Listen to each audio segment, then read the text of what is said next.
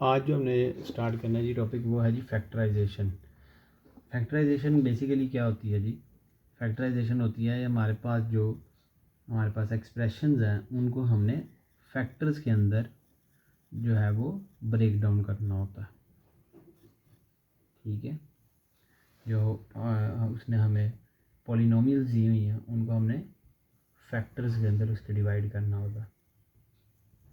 अब पॉलिनोमियल्स के ऊपर जब हम मूव करते हैं तो सबसे पहले हमें पता होना चाहिए कि पॉलिनोमियल्स जो हैं वो कितनी टाइप्स की जो हैं वो दी हुई हैं।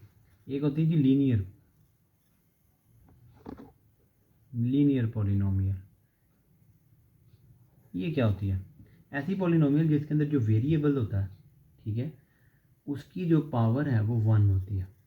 ठीक है, इससे ज़्यादा नहीं। अब इसमें क्या है जी, अगर आपके पास फॉर एग्जांपल x+2 दिया हुआ है, ये लीनियर पॉलिनोमियल है, इज इक्वल टू 3 है, y+4 इज इक्वल टू 1 है, एंड सो ऑन।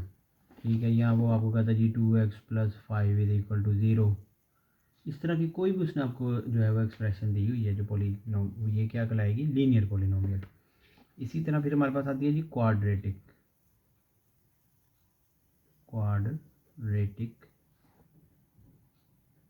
पॉलिनोमियल। अच्छा, ये कौन सी होती है? जिसके अंदर हमारे पास पॉलिनोमियल की डिग्री जो है वो 2 होती है, मतलब 3x² + 4 is equal to 0, 3x² + 5y + 6 is equal to 0, is equal to सब कुछ भी है। अब ये मैंने एक मिक्स पॉलिनोमियल लिख दी है, लेकिन इसके अंदर भी जो डिग्री है वो क्या है? क्वाड्रेटिक है। लेकिन आप इसके जो है वो छोड़ दें, आप अभी इसके बजाय जो है वो 3x² + 5x + 7 is equal to 10, कुछ इस तरह से है। आप इसके ऊपर इसके बाद हमारे पास आती है जी क्यूबिक पॉलिनोमियल।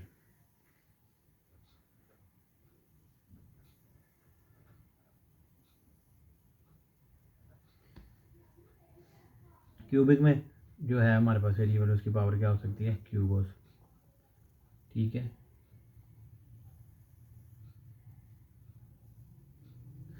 अच्छा, अब दूसरी बात यह है कि लाजिम नहीं है कि अगर हमारे पास क्यूबिक है तो उसके अंदर हमारे पास क्वाड्रेटिक, मतलब एक्स की जो है 2 वैल्यू भी होगी, एक्स की सिंगल वैल्यू भी होगी। हो सकता है वो इस तरह भी लिखी हो, x³ + 3x + 4, या x³ + 6x² + 7।